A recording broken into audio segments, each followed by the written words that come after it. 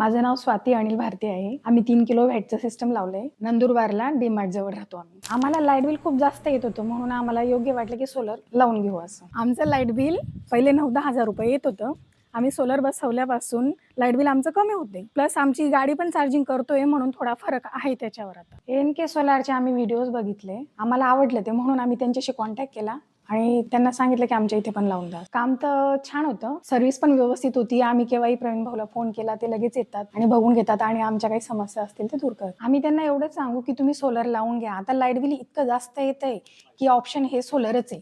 त्यात प्लस आपल्याला लोन पण मिळतंय, सबसिडी पण मिळते.